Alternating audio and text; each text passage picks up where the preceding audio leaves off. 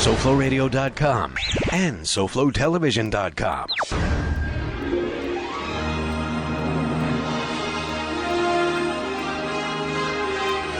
Since the dawn of civilization, the elusive quest in pursuit of the perfect drink continues to evolve. Now more than ever, we reap the rewards of this passion. The perfect vintage, the finest brew, or a spirit of optimum age in class. And now, SoFloRadio.com invites you to discover the wonderful world of booze. By the glass.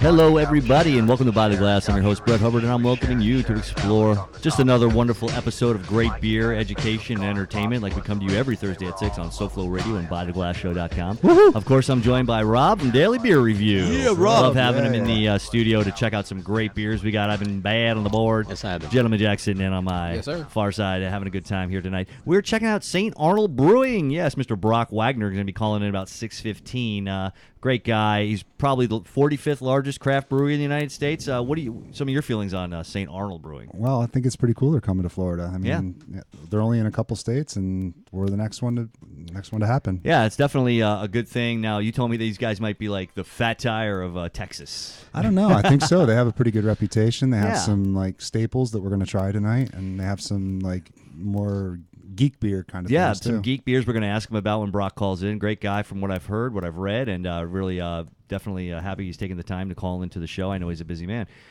Interesting history on these guys. Of course, they've been around for some odd years. The first keg they ever sold was June 9th, 1994, so they're almost hitting their 20-year anniversary. And it's a slow, steady build-up, a good progression. I feel that in order to build any brand, no matter where you're from and what you're doing, it doesn't even matter what, if it could be beer, it could be cars, it could be, paper airplanes, Jack. You got to do it slow and steady. Right. I feel that a good, momentum of incremental growth is the way to go, because once you build out foundation, you're not going to fall off, but you're going to grow a tree out of it and pick some easy hanging fruit. What do you think? I completely agree. And that's definitely the way that you want to build brands over time, and I feel that's what he's done in Texas. And what does he go up against? Shiner, pretty big brand. Yeah, Shiner. Yeah. And those Sling Blade. But definitely, Shiner's a cool, a big brand. George, you drink yourself some Shiner? I have no idea what you're talking about. Shiner Bock is a big Texas beer. I haven't been in Texas in once. I thought all your exes lived in Texas. I had to catch a connecting flight. Yeah. Well, Shiner beers are here now, or in Southeast Florida. I never left the airport, so okay. Yeah, that doesn't count. Yeah, they serve Except it at the for when you were airport. smuggling something into. I wasn't even that long. They took one of those little like Dallas airports. It's a weird carousel. They put you in a little shuttle, and you got to go all the way around to get to the terminal right next door. You got to go all the way around the airport, and which is what we did. So I took a little shuttle ride. That sounds exciting. That was it. They didn't serve beer on the shuttle. Yeah, that's like me in California. Yeah. I've been to LAX. That's about it. No, I got out of the airport. I spent 2 months there, but I was out of Houston, November 4th, 2013, it seems that the oldest craft brewery in Texas is going to be coming into Florida's Gulf Coast this month, and it's the fourth state. Not a lot. Like I said, slow, solid distribution. He's also pouring in Texas, Louisiana, and Colorado. Yeah. Interesting that he went into Colorado. Smart move, because, of course, that's where the mecca of geeks do live. St. Arnold, named for the St. Arnold of Mets. Now, is that the baseball team? I think so. Oh, okay, cool. You would expect He was a big. brewery- I guess this guy's a big Mets fan. I thought he'd be in Queens, right? No, he's actually the patron saint of brewers, and that's pretty cool because everybody needs a little bit of help, and maybe that's why he's had a really good, slow, steady coming of age. Better record than the Mets too. Probably better record than the Mets. Oh, we got this gentleman Jack from the Sports Heads over one here. of the Sports Heads. Yeah. Yeah, a little Mets comment. I'm throwing you a little bit of fodder on By the Glass Show. Yeah, A little bit of love over here. Yeah. What's your comment on the Mets? So my brother's a big Mets fan. A little bit of a crosstalk, huh? Yeah. No, the Mets suck. That was pretty blunt. I'm a Marlins fan. So. Are you? Okay. Yeah. There you go. Yeah, I went and saw a couple of Marlins games. I actually saw they played the Washington Capitals as one of the few games they won this year. It took them a while to do it, but they actually beat them. It was a boring-ass game, I must say. But it was a really great stadium. But the beer was good. Yeah, the beer was good. The Budweiser Where? bar. Oh, the Budweiser bar? Yeah, What are they it's like- serving there? It's like They serve Goose Island now, but that's it. Yeah. You know what's cool down there is they have the what's the place the bar. the South Beach The Clevelander. Clevelander bar. Right. Now that's fun. Yeah. I went and did a shot of tequila. $45 later, I didn't quite catch a buzz. And then the guy outside with the iguana on his shoulder and the snake around his neck. You know that guy? No, he's the guy who parked my car. Okay. $20 too. Fantastic. $20 down there. Yeah. Wow. We're just gonna Yeah, start you got parking robbed. cars down there. I'm gonna be very 20 soon. bucks. Yeah. So how Yeah. many beers did these guys send us? They sent us Yeah. 6. So And when can we start drinking them? Well, okay, so let's go grab one. The first one here is the Fancy Lawnmower beer. I love it. Okay. Why? Because it's a Kolsch. Now, let's think about this. Now, when you're a beer geek and you don't want to drink a light beer, you don't want to drink an American adjunct beer because they're laden with corn and they're laden with rice, and that's fine to a certain extent. I mean, like I always say on this show, Adolphus Busch, he was a pretty smart guy. He wanted to make beers that people could pound. But after a while, it becomes to get to the point to where it's like, these beers, they don't really do it for me. So America's embraced the craft, and you can make a great beer. What I love about Kolsch's, they're very similar to the American cream ale, to where they are an ale that's brewed at a cooler temperature. So they're the ale at the very bottom range of the temperature. So they're an adaptation to cold weather ale brewing. Now, as we all know, the difference between ales and lagers is foremost the temperature at which the yeast ferments. And it also leaves you either a full fruity ester, or it'll leave you clean, void of ester and a pure malt and hop balance. And this one here, they call it a fancy lawnmower beer because why? Well, a Kolsch is meant to be consumed in hot weather, really nice, crisp, dry beer that's very refreshing when you're out there mowing your lawn, correct? Perfect name. Yeah, absolutely. No, we got to seriously. ask him about Now, the name. Genius. I gotta say that I know that this is ranked one of the top beers in the country. Top beers overall. I apologize for not having the stats. I figured Ed would have given it to me. Maybe it's here in the notes, but I don't see where it's at. But it's a great beer. Fancy Lawnmower beer, true German-style Kolsch that comes from Cologne, folks, in the northern part of Germany. That's right outside Dusseldorf. That's crisp and yet sweet, malty body, balanced by a complex citrus hop character. Its delicate flavor is achieved through multiple Definitely additions of smells German Hallertau hops, baby. And, Hallertau hops are a German noble hop. Very interesting that the Hallertau hops are some of the oldest and most well-known hops that are grown in the Bavarian region, and they are harvested once a year. It's interesting, if you ever get out to that part of the world and you're out there right around July, August, you'll see the hops in all of their beauty and all of their glory at the very top of their peak. They will be at the top of their vine. It's interesting how they grow up out of the ground like a regular vine, and then it's a lot of work to wrap these hops around these bind wires that climb into the sky. And as they grow, do you guys ever see Jack and the Beanstalk? You've Yes. seen it, Jack, right? Yeah, definitely. Yeah. And then, is the Jack. vine, Yeah, he don't have a choice. climbs. He often does. Yes. Have you ever been called the Beanstalk, Jack? Plenty of times. You beat that boy's ass. Beanpole. He once got caught Jack in the Beanstalk. That's a good one. There we go. Jack and the Beanstalk. Yeah, anyway, that got I me never off heard of that that one. one. That's a good one. I just made it up right now. So anyway, it's amazing how these Hallertau they grow, and they are the oldest This and is most really noble good. of all hops. They're Otherwise, am I the only one that thinks that hops look like bud? no, they're cousins. I was trying to stay away from that, but yeah, they kind of Alright. do. No, we've talked about it before. I haven't They even are the tasted it yet. It cousins. smells awesome. They actually, they're it tastes really cousins. good. I've been getting like a little They're nutty, the same nutty note. genus, Yeah. I believe. Little nuttiness. of cannabis. They have loopling glands, which have resin sacs that hold. So can you smoke hops? aromatic acid. Nobody's ever really tried, as far as I know. They don't have any THC. I bet you they have. Tried. That's a great question. I know these kids in middle school. They would smoke banana peels. That's crazy. And This tea is. bags. I really like this. This Okay, has guys, like a little do you roasted notice- nut now, kind of stuff. Well, do you notice that it's a little creamy? Yeah, it's that's a little what- creamy, has a little citrus taste to it also. I can taste the citrus. That complexity that you get.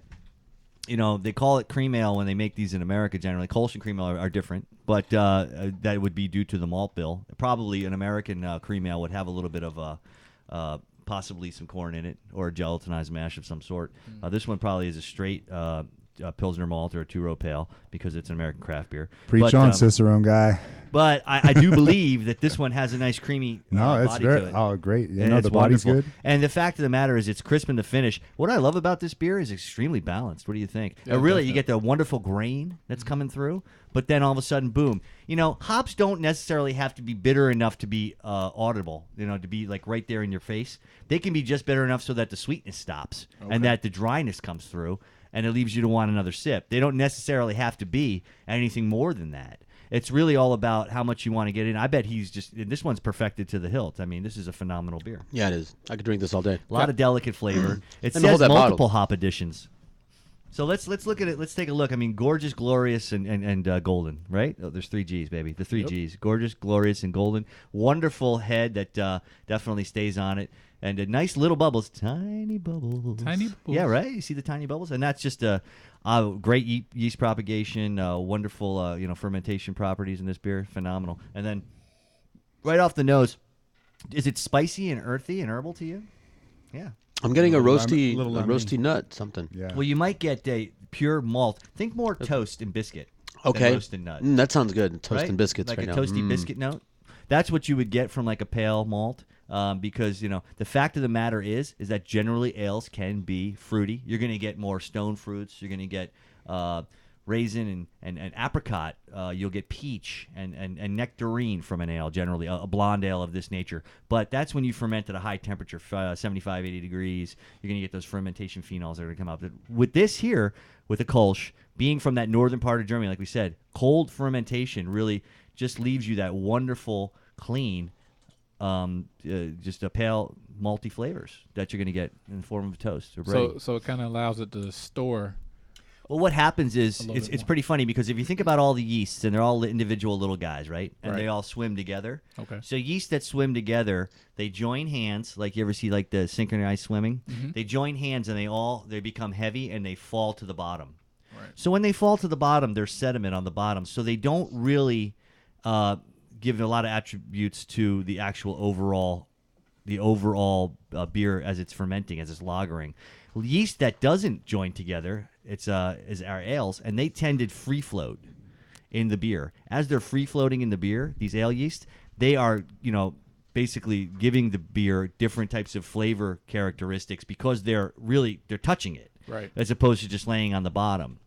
Now, if you get a cleaner beer that just drops and lays on the bottom, it'll continue to ferment, but it will not, give off these acid esters that are creating these fruit flavors. So what you're having is a really clean, pure beer. Just nice malt, like George said. If you think like saltine crackers, you know what I mean? Crackers. And biscuits, like pull a bread, like a buttermilk biscuit apart. Hey, I'm thinking I can't we should smell have a mine beer anymore. butt when this I guy drank calls mine. in. What do you think? What's that? We should have another beer when this guy calls in, don't you think? Yeah, Yeah, I think we should absolutely. too. Nice You want to go pacing. grab one? Let's go grab the weed whacker. Hey, Okay. hey, Jack and the Beanstalk. Why don't you grab your weed whacker? Yeah, this is too many weed jokes on this show today. too many whacking jokes. What is he drinking water out of that thing? That's not allowed. I think that's a vodka. It or better be something over vodka. I tell you what. Yeah, I think it came from here. Okay. Is it absinthe or Rumple Mints? God, I can't remember the last time I drank Rumple Mints. I do remember actually I threw up for like 2 No, days. that's Tanqueray. Tanqueray. You're a good man. This beer is You know exceptional. what? It actually reminds me of the pizza beer we had. Just a tinge Well, similar to that. there. A little of the herbalness, I think. It's made of Yeah, wood. I've had that. No. one. this is probably the Yes. base in which you would put all those spices to make a pizza beer. Like I would imagine if Brock put basil and dried tomatoes in this, it would be an exceptional pizza beer. Okay. Maybe he'll want to do that someday. You never know. But this beer was top notch. Now I know why they named it one of the top beers in the world, and I do agree, Brock. Phenomenal beer, absolutely fantastic. It's definitely hoppier. Well, pass it on here. I'm drinking. I'm drinking over here. We'll get you fresh glass. No, this is good. This is very good. That beer is exceptional. That's probably why he's ranked one of the top breweries in the country. Fantastic. So. Fancy. And that beer is going to do really, really well in Florida. So I really would like to introduce right now the man, the myth, the legend who makes it all possible, owner and proprietor, St. Arnold Brewing, Mr. Brock Wagner. Thank you for joining us on By the Glass, sir. Hi, how are you? I'm doing wonderful, thanks. We are sitting here enjoying your fancy lawnmower beer and just absolutely loving it. Oh, thank you. Congratulations on that being ranked as one of the top beers in the country and the world many times over. I've read it in many different. That's the one beer I know of you. Even though living in Florida, we had not had the pleasure of having your beers in the state until now. That's the one that I'm most familiar with. And thanks so much for letting me having the ability to try it. Finally, it's fantastic. Lives up to all the great accolades. Well, it's nice. It's refreshing. It's light. You can, if you live in a warm climate like we all do, it's quite thirst quenching. Yet it's got some nice complexity, and it's got a great light hop flavor to it that I really love. Well balanced and refreshing. Absolutely, it just makes you want to have another sip. Wonderful. The head and just the substance of this beer. Wonderful creaminess to that one too. That was just a perfect mouthfeel. It was really, really supple. I really enjoyed it. Oh, go on. I mean, really, go on. Yeah, absolutely. He will. Don't encourage it. So, Brock, great things happening. I was talking to everybody how, building a brand, I'm sure you know better than anyone, is slow and steady and, build a great foundation in which you can can continue on to achieve greatness and great things. And making it into your fourth state after 20 years is quite an accomplishment. Definitely ranking into the 45th and top American craft brewers. Tell us a little bit about that, if you don't mind, please. Well, I tell people, I opened St. Arnold's in 1994, which turned out to be a great idea in about 2006. After 12 years, we were an overnight success. We still sell, it's interesting, we still sell about 70% of our beer in the greater Houston area, which is our home base. So we're still very locally focused. But,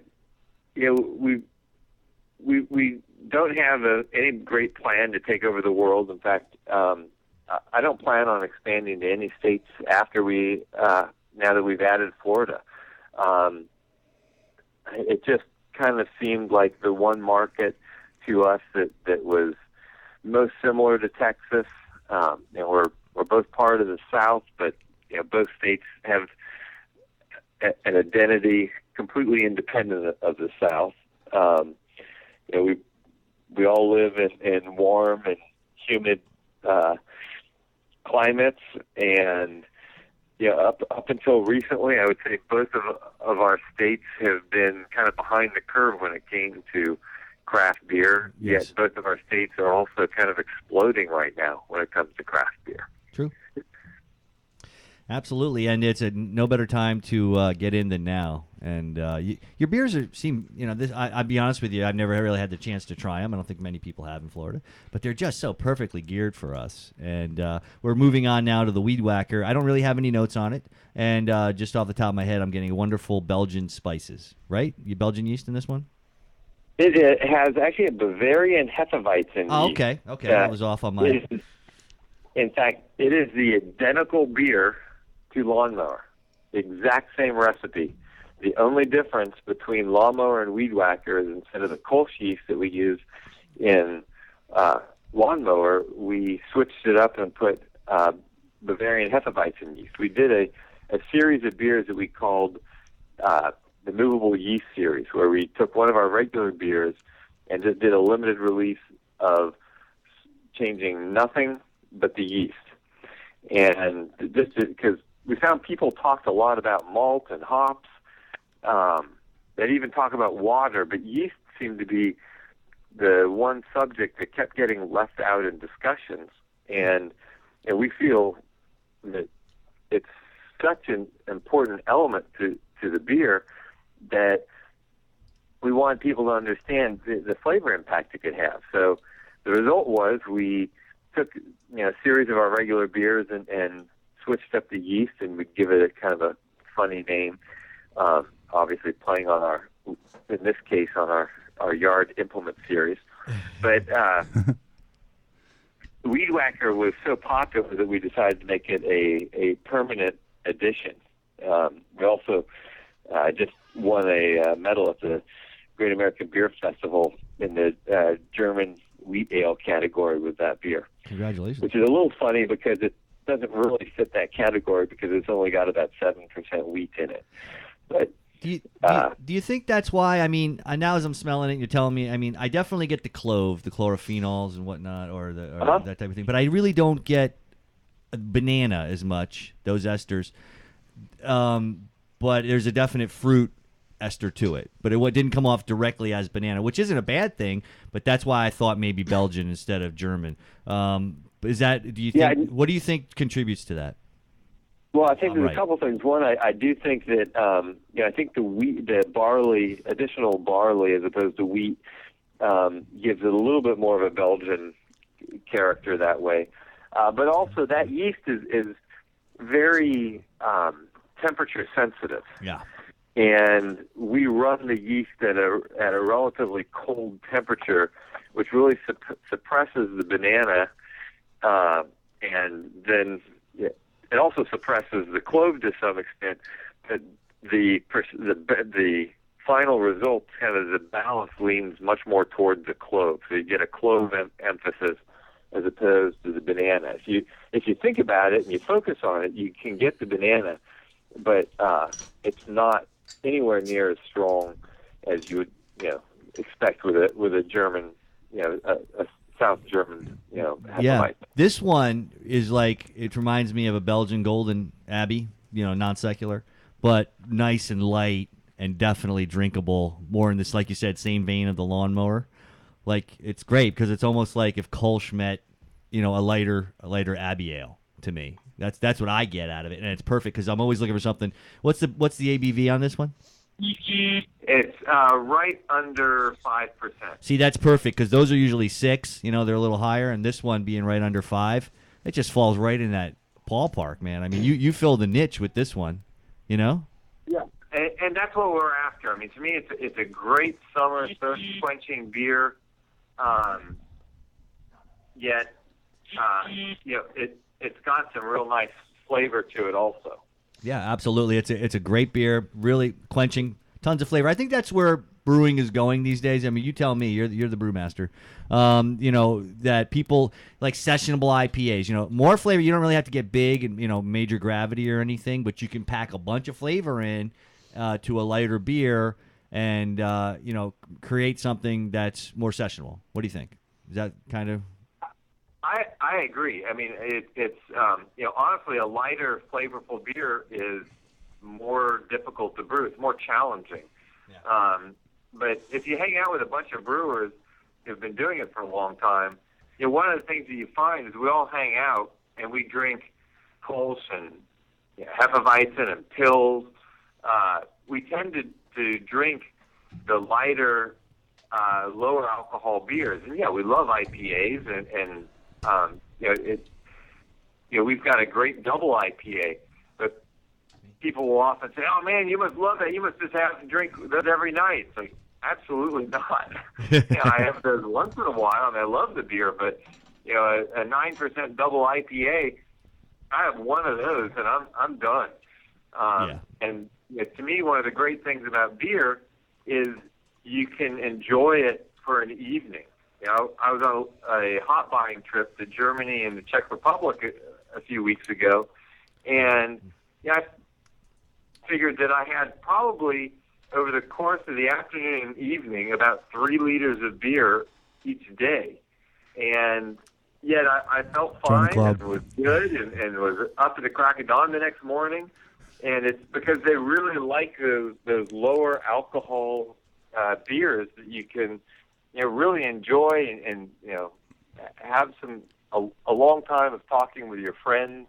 And that's really what beer to me is all about. It's all about facilitating enjoyment with your friends. And if you think about the beer, you go, wow, this is an awesome beer I'm drinking. And then you get back to your friends. Fantastic. That's what we're doing right now. We're enjoying a beer with our friend Brock. Thanks for calling. It's great. Brock from St. Arnold Brewing's calling in. He's the owner of St. Arnold Brewing, and they're coming into Florida soon, folks, and we're trying their beers, and they're absolutely amazing. We're on to the amber. And, Brock, this amber that you have here is really interesting to me because, it looks like a dark gold, which I love. Talk to me about the malt bill. Are you more of Vienna? Are you using caramel malts? What goes in the malt bill on this one? It's 90% pale 2-row and 10% a medium to light medium caramel malt. Okay. Yeah, so you could tell, definitely. I like the fact that it's mostly 2-row, and it's almost what a lot of people do in their IPA, right? Or in that vein? Yeah. Yeah, I mean, it's to me, it's kind of similar to an American pale ale of 20 years ago. It has a little bit more caramel in the body than that you might find, but it's actually not as dark as what you might find in, if you're thinking amber, you're probably going to think just a little bit darker. But amber ale was the beer that I started the brewery with. It was the beer that, kind of my desert island beer. As a home brewer, I never brewed the same beer twice. And when I decided to start brewing St. Arnold, had very much this, I've got to come up with one beer to hopefully brew for the rest of my life. What's that beer going to be? And amber ale is what I came up with, and it's kind of an interesting beer both from the malt and the hops. But the thing that's my pride and joy with that beer is actually the yeast. I spent a lot of time looking for the absolute perfect yeast to use with that beer because I wanted something that had a little bit more creaminess and promoted the malt much more than you would find in a kind of the standard American microbrewery ale yeast, which tend to be very clean. They're nice yeast. They show off the hops, but they don't do nearly as much to promote the malt. Yeah, these beers are clean, and you're a master with you're a master with the yeast. Absolutely, we noted on the creaminess right away, which is there's a number of ways people achieve that. I don't know whether you do it with residual dextrin or decoction or what you're doing. I know you're doing mostly with your ales here that we've tried, but exceptional stuff. But also, I really love the way you use the hops to really more just balance. They're not coming out and. With American craft beers these days, a lot of people really, I love hops, don't get me wrong, but I mean, these styles here, they remind me of European traditionals to where you're balancing first off, and then the nuance comes after that. So I was telling these guys, hops don't have to come out and kick you in the face to balance that. They just have to make the sweetness go away and start the astringency to dry your tongue. Yeah, you've just hit exactly on my philosophy, which is one of all about balance. To me, a great beer is one where you have the first sip and you go, wow, this is a really good beer. But that feeling continues all the way through the beer. And when you get to the bottom of the beer, to me, for it to be a successful, great beer, you have to be sad that your glass is empty. You wish that, you have one pint and you want another. Yeah. Doesn't mean that you should have another, but you want one. Fantastic. Fantastic. That is good. That's a good philosophy. Really. I love all this stuff. I know that our time is limited with you. You got somewhere to be, but I really do appreciate you calling in. Talk to me just before we go, if you don't mind, about Divine Reserve. I know that's your fun. I don't know if your experimental projects or something that you do that you're big, interesting. Me and Rob were discussing it before. We wondered if you could throw us a couple of niblets about that before you go. It's a one-off series. It just kind of gives us the ability to make really big beers and lots of different ones because we probably have 50 different beers we enjoy making, but unfortunately we can't get 50 placements on the grocery store shelves. So we brew them once. And then they're gone. And the original idea was that they would be around for maybe 2 weeks. They're typically barley wines and Scotch ales and imperial stouts. What we've actually experienced is that they tend to sell out in more like 17 minutes. And there's a big liquor store in downtown Houston. There'll be a line out the door starting several hours before the store opens so people can get it. So it's crazy. That must be a great feeling and fantastic. I really love to age beers like that. I look for beers like that to set down and drink a couple of years later and just watch how they change and morph into something. Yeah, they really do age amazing. well too. Really amazing. So fantastic, Mr. Brock Wagner, owner of St. Arnold Brewing. And just a great guy. We can't thank you enough for calling in. We wish you nothing but continued success. We can't wait to have a lawnmower beer while I'm mowing my lawn one day down here. It shouldn't be too much longer, and having fun in the Florida sun with it. Or 12. Fantastic. Yeah. Thanks so Well, much. thanks so much. I appreciate it. All right. Have a great day, and we'll talk to you soon. Okay?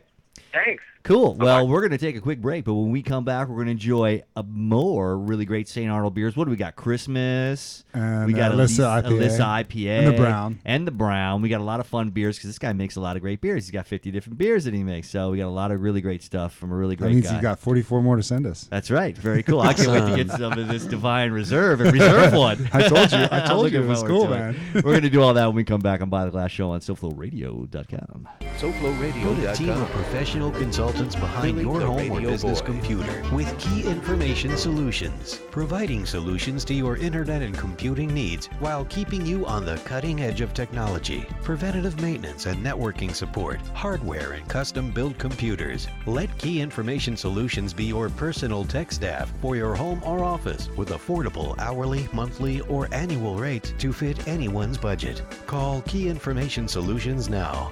954-973-3374. That's 954-973-3374. Or visit keyinformation.com.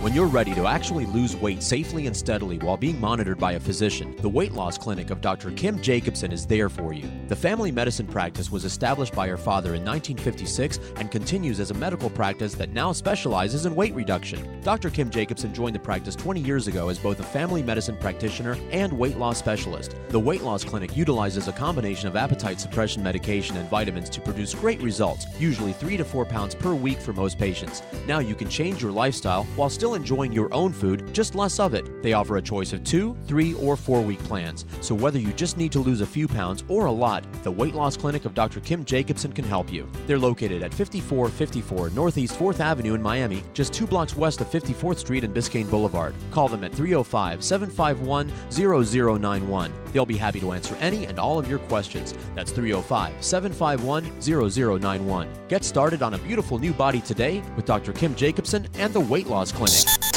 Join the club that gives you stuff. Hey, thanks! Radio Loyalty. Here's how it works. Just click on the Radio Loyalty banner right now and sign up. Then you keep on listening like you already do. But now you earn points. Those points add up, and you can trade them in for stuff in the Radio Loyalty store. Earn more points by sharing your station with friends on Facebook and Twitter, answering surveys, and by using the apps in the New Players App Store. Pretty simple, right? Radio Loyalty. Click that banner to join now.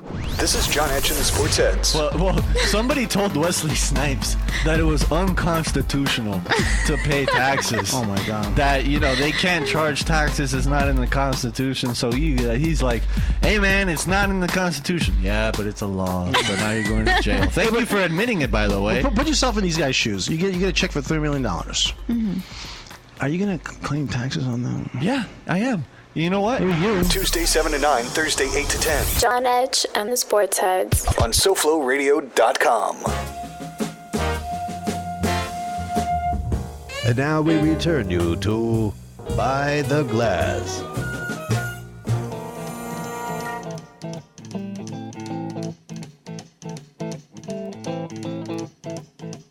Rumors spreading round in that Texas town about the shack outside the games. And you know what I'm talking about. Just let me know if you wanna go to that home out on the range. They got a lot of nice girls.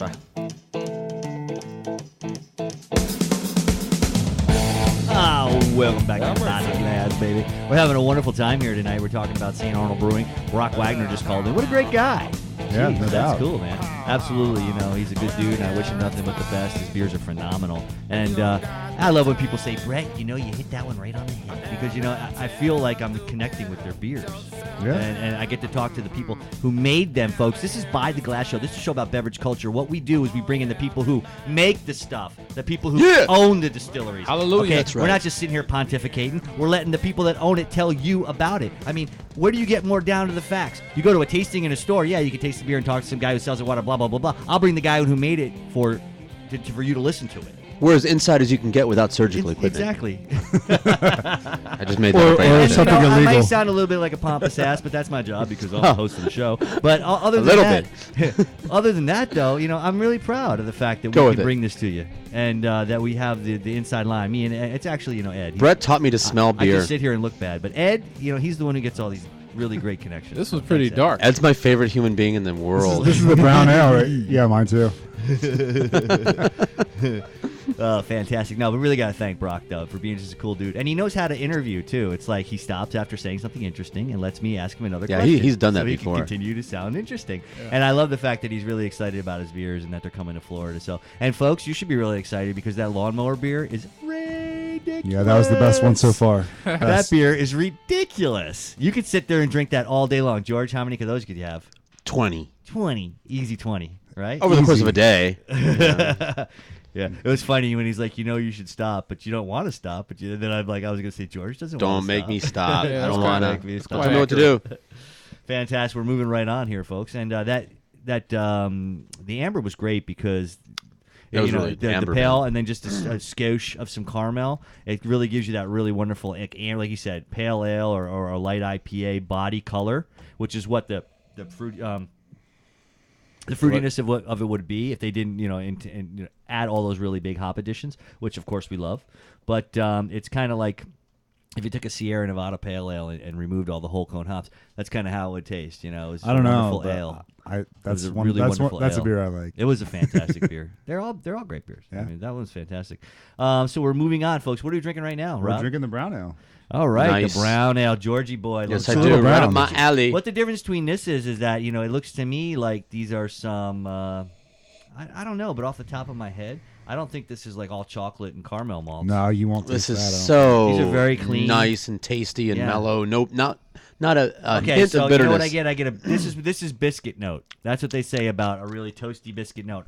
This almost reminds me of when we talked about Fat Tire before. You know how you get that nose off it, where it's just if you took your bread and put it in the toaster and put to like a color like this and took it out and smelled it, ripped it open and smelled it, you get that really wonderful yeasty bready biscuit note. Right. And that's what comes off this beer. I think these are like Munich and caramel malts. There isn't a bitter molecule in this beer. There's just malty goodness. I could just chug But this. you know Yeah, what? but it Here's the thing, has there- it though. It has it because It does. if it would be too sweet if it didn't have that balance. That's why there. this guy. It's Thank you, subtle. Rob. Yeah. That's why this guy's a freaking genius, and that's what I was telling him. You don't You realize. should write a column. Yeah, you should have a blog. You don't realize the hops. You should start a blog. Yeah, thank you. That's a good idea. We don't shout out to Rob enough. Daily beer review, guys. Yeah, Rob, talk to me about daily beer review. Oh man, It's there. Almost 5 years. Almost 5 years. End of this month. It's yeah. like semi-weekly beer review now. Well, Right. at the start it was like here and there, and then I decided, you know what, screw it. This is daily beer review for like almost 3.5 years, and then I don't know. I started running out of material and motivation, and because they say that if you drink one beer, how can we do you motivate drink you, like one Rob? beer a day? I'm still motivated. I still do like you 3 drink or like 4. one beer a day just to taste it. I'm Do I just drink saying. 1 beer a day? I drink 1 beer a day more than once a day. Well, I say that like if you drink You got to taste a different beer. Every one day. beer a day, Well, I think you have more than enough material here as far as you know, blog postings. And these guys are gonna. Well, yeah, I think that. Have you written these guys up before? I had a couple of these. A guy from my office had a business trip out in Houston, and he brought a few of them home. But I think that somehow me and Ed are gonna work it out that I get another. I get a shot at these solo. You get a shot at these without you guys Oh, sharing. Okay. No sharing. Okay, no problem. Because basically they're going to be here in about a few months anyway. So Well, not here in Miami, but in the Gulf Coast. Well, right now they're available on Gulf Coast. They're already available on Gulf Coast. Oh, really? Yeah, they'll be here in a few months. He's going to extend it months. to the. I thought you said sooner. Yeah. So, and the thing is that you could probably go. I mean, you can get some or have somebody send them to you if you got an old grandmother in Tampa or something. She can probably send it down to you. I don't have any relatives here. But Really? No. Okay, that's too bad. Aw. They're all George, up in, any they're all up in grandmothers? Pennsylvania. And stuff. That's Jack, any grandmothers boring in Tampa? place. Yeah. Bring them down here. Jack's got grandmother in Tampa. She'll send you some beer. Yeah, you can borrow mine. Can I borrow your grandma? Yeah, I can wait. I can wait a few minutes. How old is she? I'm good. Very old. Yeah. Yeah. Well, I'll tell you what. She's got some spring in her step. She has false teeth. Yeah, That's good. perfect for George. Perfect. How tall is she? Why are you pronouncing she's going to send you beer, George. That's it. I don't know. She's kind of dead. Jeez. George can turn anything dirty. Tell you, it's my job. George orders white rice and it turns into dirty rice. Yes, it automatically does. before it hits his mouth. That's right. Okay, so St. Arnold became one of the few breweries that can boast of a complete lineup of 13-year-round and seasonal beers that have won GABF and World Beer Cup medals. Can you believe? I can believe it because these beers are amazing. Yeah. And Brock doesn't seem, Brock's just like a cool dude. Like, yeah, I was trying to make a beer I could drink for the rest of my life. I think that's what a lot of home brewers really try to do. And I know that when I'm home brewing, I just want to make that beer that's like, I could drink this. Like, I want to make a beer that I really like when I'm brewing, and that I could just age for a long time and take it out and show it to my friends and just have fun with it. Because Did you do that with your homebrew? Are we still talking about beer? I do. You know what, Brett? I can't help but to interject this. And listening to this conversation, I can't help but to think of Breaking Bad and Hank and his brewing. Uncle Hank. His brewing company. I don't watch that. I don't either. You guys are very You guys gotta take over. You guys. Well, hold on a second. You know what though? Because the season has ended. So here's what I got. I could sit there and watch how many years has it been on? 6. On Netflix, right? I can watch. I'd love to be able to back to back. Yeah, that's like 2 weekends in a row. Dude, definitely. And watch 6 seasons. I wish I could erase my memory and watch it all over again. I will Same be doing here. meth.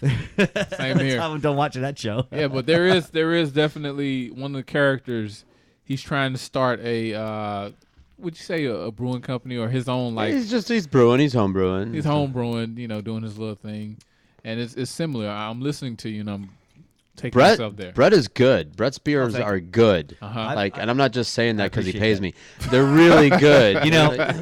I think that they kind of fall into that mold of drinkability that George likes. And they're I good. do too. They're good, but they're homebrew. They're like a beer drinker's beer. I'm sorry. He's but but he knows. He didn't win the homebrew competition. Yeah. Well, the fun thing is that I'm kind of like a Frankensteiner. I'll be like, hey, what do I got in the house today? I can brew it. I got some leftover malts, and I got some honey, and I got some yeast. Some that I got over ammonia. here. I literally, I just throw together a batch a lot of times, and I got like 10 batches at home that are Frankenstein that I'll bust out when I'm having a party or hanging with my friends. I'm like, let's pour this, and it'll turn. I tell you what, what a great name for a beer, though. And I'll have a Frankenstein of it. Frankenstein lager. A stein of beer. Hey, that's pretty good. Frankenstein what do you lager. think about trying an IPA? I'm all for it. Definitely. Hey, Jack, is there an IPA available? Hook it up. Yeah, I can find one. Can you do that thing with the bottle caps where I can't. What? Will you flip it? Yeah. Flip it. I was just I gonna can flip open one it of with a Jack. lighter. That would be his cue to go get more beer. No, I can't do that. Yeah. I can open I'm already it on with a it lighter. backwards. Right. Yeah. I can do that too. I can do the lighter thing. Yeah. Guys, let me take Do a lot of this things with lighter. time to do a quick shout out. Florida Brewery's book is coming out April 1st, 2014. It's Mr. Gerard Walden. He went around to 66 different breweries around Florida and to emulate, Florida beer history and culture and Florida beer community. There's a lot now, 66 breweries within Florida alone. That means he went and saw a lot of breweries around Florida. And, we definitely talked to Brock about the fact that Texas and Florida didn't really have such a big a big craft beer community for a long time, but that's all changing. And if you're really interested, you can definitely go out and check out his book. It'll be available, I would imagine, on Amazon and around the country. Florida Brewery's book, available April 1st, 2014. We wanted to throw that big shout out for Mr. Gerard Walden. So fantastic. It's that time of year when you have many different great beers come out. And I know this one here is prefacing the Christmas sale, but this one here is an Alyssa IPA. It's a hoppy beer that achieves proper balance. And I think that when he says he achieves proper balance, and that's his whole motto and his whole what he's trying to achieve in all his beers, I feel that he's definitely hit it on the mark when we talked about the fact that his beers don't necessarily, those hops don't have to shine through to give you the balance that he's looking for. And his yeasts are super proponent. I do love the lawnmower. It's my favorite, but that weed whacker, it falls into a category that is truly I don't know. It's something I can't put my finger on. It's certainly nothing that's been out there before because it's not a Belgian Abbey or a Belgian Golden Abbey Ale that's 6% with a lot of. It's not as sweet. It's not as heavy. It's also certainly not a Kolsch. It kind of is a melding of those two. Something you would probably think you would find in Germany, but it took an American home brewer and craft brewer to create. So. I don't know. I think you should have picked Lawnmower in 1996. You think so? Yeah. Well, that's my preference. But here's obviously. the thing: is the which one was it? The Amber really brought us to Lawnmower. If he would have never brewed that Amber and got it to where he wanted it, he would have never had the success and the confidence to go ahead and brew the fancy lawnmower beer. So fantastic. And I don't know where he's originally from, but growing up in Texas, I'm sure he didn't get to drink any Jenny Cream Ale. When I was growing up as a kid, I used to drink Jenny Cream Ale. We used to have like keg parties out in the frickin' the tundra out there. I'm from upstate New York, and it's an absolutely horrible place to live. And it's just Albany's just the armpit of the world. It's freezing cold, and it's just always overcast in the wintertime, and there's like 5 feet of snow on the ground, and everybody just likes to wear leather jackets. I'm from Pennsylvania, Central PA. Okay. Montana. And overcast. You know, but Montana's beautiful in Central PA. You know, drink, though? It's beautiful when it's not winter. But seriously, we used to have keggers, man, and we used to drink Jenny Cream Ale, bro. Yeah, but the keggers in my town, yeah, strip mines. I mean, you guys haven't seen winter. Seriously, dude. Okay. We got a Montana's beautiful, unspoiled, dude, beautiful. The coal came out of the ground and then they left. Yeah, that's awful. I mean, you guys never have really seen a winter in Miami. It's brutal. It's a relative term. Oh, the postings already on Facebook. People are, because I have friends up north, and they're posting their stuff, and I go, today. yeah, it got so cold I had to close almost all the windows last night, and they start commenting back, you bastard, you bastard. Set them up. No, but my they don't have to live there. It's actually heating element. It's actually legal for them to leave, so I don't take their crap. Exactly. It's like, you're actually allowed to leave. There's no fence around there. Right. Well, the beauty of it is the fact that it gets a little bit cooler out. You can start busting out all your stouts, porters. It's pretty good. Nice, wonderful, big, is. heavy. Did you taste it yet? Of course, George loves all those big malty stouts and porters. I've been sipping on this. This is the most flavorful beer of the evening by far. Well, guys, if you put it up to your nose, it's a wonderful citrus bomb. Comes out. It certainly isn't overpowering, but it's just a really nice, great head on this beer. Absolutely lovely. This is the craft beer drinker's beer. All the head, the foam on these beers is really small, little tiny bubbles, which just shows that his yeast is so fresh and really great yeast program.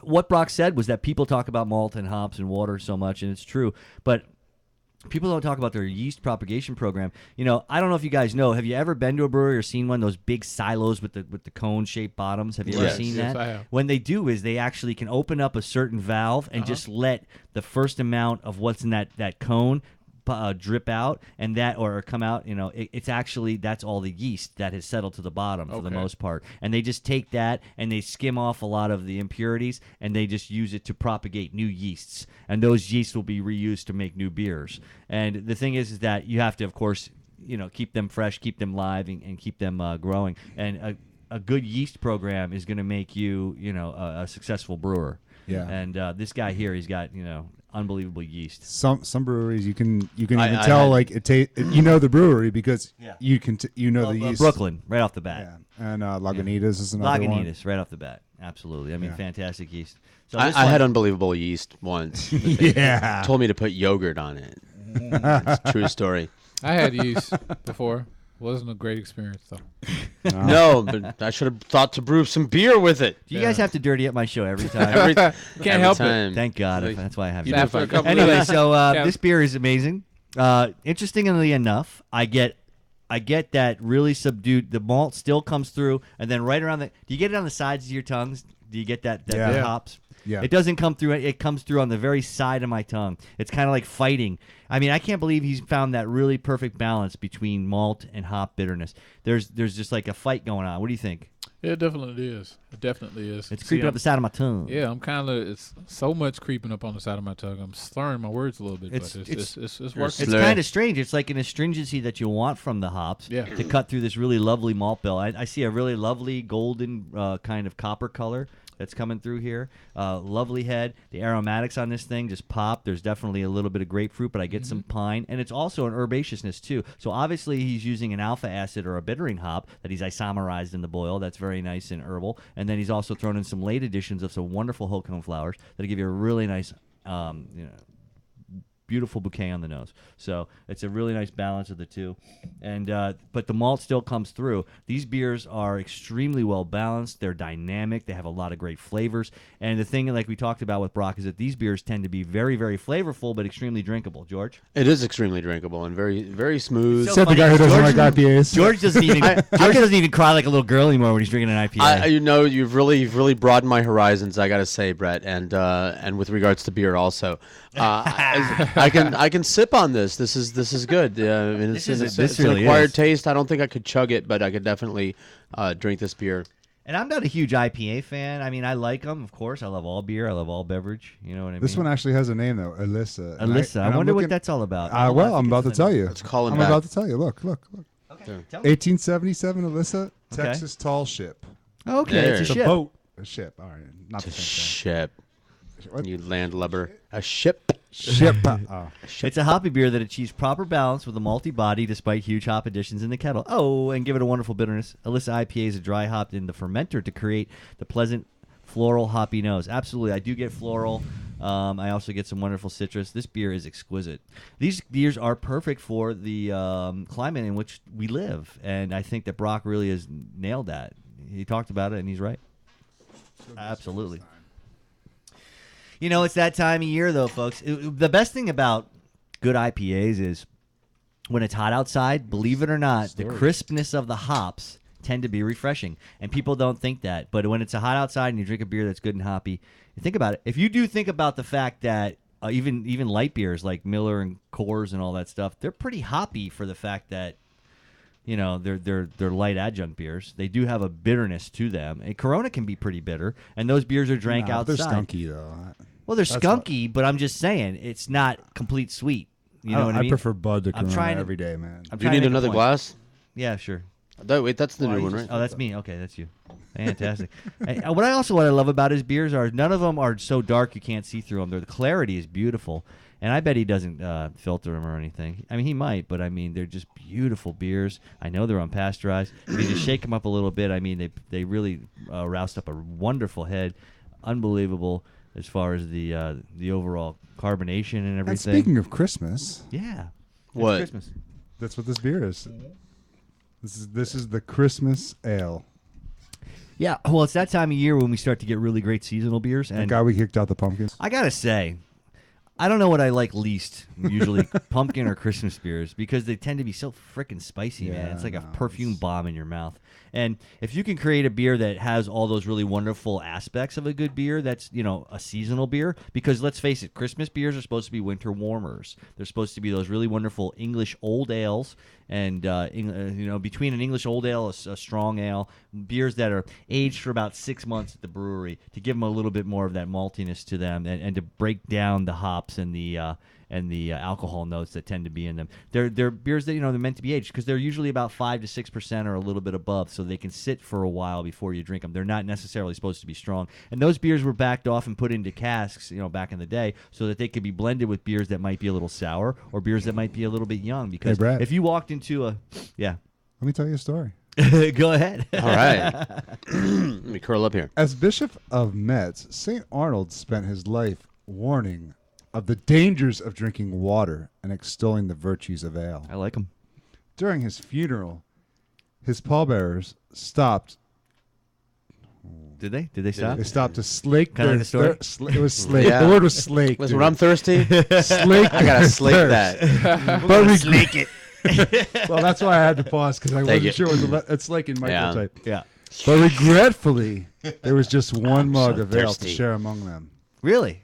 Then a miracle came to pass. Oh, that's the mug That's of right. St. Arnold. That one mug never ran dry. Yeah. Wow. All of the thirsty mourners in the entire gathering were satisfied. Did his cup runneth over? See, that's awesome. Man. and then the next day Jesus turned water into wine. Yeah. But then they were drinking craft beer, so they didn't need any wine. That's St. Arnold's mug. That's Yeah. great. I think that's an artifact in Dungeons and Dragons. It's like- St. Arnold. There's a blogger here, the mug of The St. mug of Arnold. St. Arnold. You know him. Yeah, You know absolutely. Charlie? Yeah, absolutely. Yeah, I mean, here we go way back. It's, you know, interesting though that he's a Mets fan. I didn't He's know. a Phillies fan, dude. Here we go with these Same Mets as me, again. baby. I didn't think he was. Oh, I didn't think he was a jerk or anything. Oh, just kidding. I refer to my Yes. sports heads fan over Here we go with these Mets again. Anyway, so no, but this beer is beautiful. I love. Look at how it just clouds right up. I don't know if you folks can see that at home. If you just shake it a little bit, it gives you a nice head. Definitely, it's an amazing beer. I call this the Christmas story. What's that one? That was the Christmas That was story. yeah, that was the Saint- Christmas story. mug of St. Nah, Arnold. forget that one on TV. that you see every Yeah, week. that's this boring. This is the Christmas story. Yeah, And except when he gets his tongue stuck on the. you drink enough of these and you'll shoot your eye out. That's for damn sure.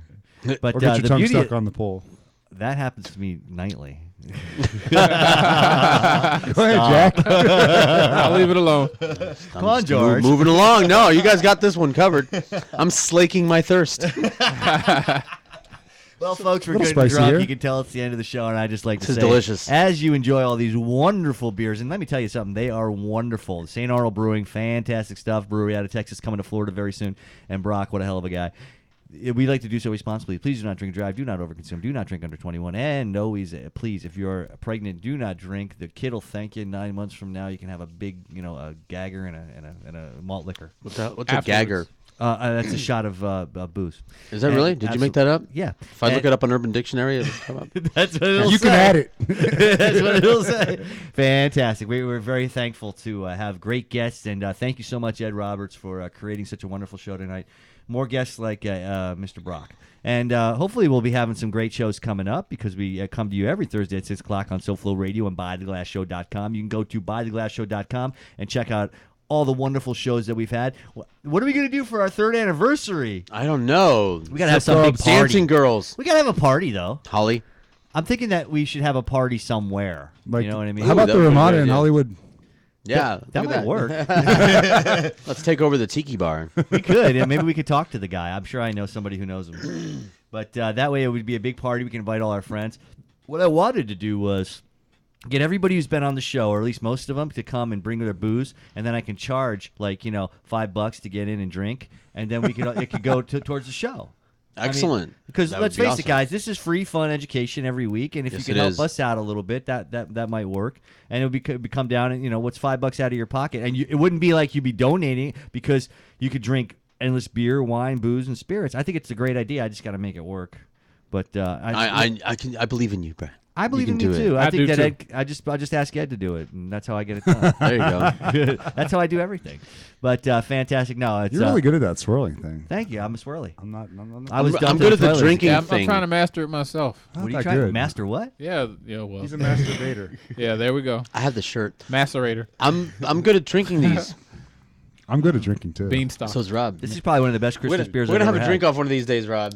Guys, this Christmas beer is You're like ultra twice my malty. size, but I can hold my own. What'd you think of the Christmas beer? Really malty. It's very malty, very good. It might But be you know my what? favorite. You know what I love about it? It's void of a lot of shitty spice that I don't really want to taste, and that's why I like this beer. Yeah, forget the pumpkin pie and forget don't really like the pumpkin apple beers. pie stuff and the there's a lot nutmeg of and the cinnamon and all don't that crap. get me wrong. There's a lot of great Christmas beers out there that have good spice in them. It's just not my cup of tea so much. I enjoy a beer that lets them all do the talking, and this is one right here that I definitely do enjoy. So Bring on Brooklyn chocolate stout. oh, that's in. It's in. We definitely get some Brooklyn chocolate stout. We're gonna have Abita on the show. The local rep's gonna be coming in, and she's gonna be bringing. There's a lot of really great Abitas that are available now. They have Andy Gator in the bottle. No, which is huge. And like the one you think you like the beer guys think they might not like that Purple Haze one. Purple Haze is phenomenal. Yeah, it's pretty good. And the fact of the matter is that Abita is always coming out with new, fun, and interesting stuff. And they're another one, kind of like St. Arnold, that is Louisiana, and they make beers for the South. They're light. Everything they do is a lager, and they're all different types of beers.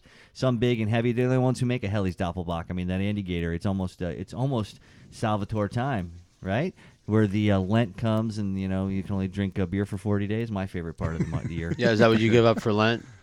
No, you don't give it up for Lent. You give up everything else. And drink Doppelbocks.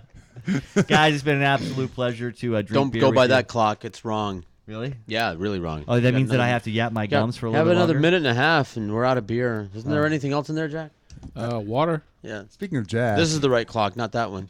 Oh yeah, that's I'm telling you. It doesn't matter to me. I'll just continue. I got Unless this thing's wrong. endless things to say. Like Then say them. Okay. Well, Did you already do the don't drink and drive thing?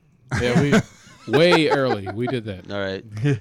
No, what I'd like to say is that I can't wait for these beers to be available down here because I'm actually gonna buy a lawnmower so I can drink my fancy lawnmower. I had one, but I had to give it away because it wouldn't start anymore. No, I got my lawnmower when I. But when I moved it's into my kind of you house. have to have a riding lawnmower, don't you? No, not. No, how are you?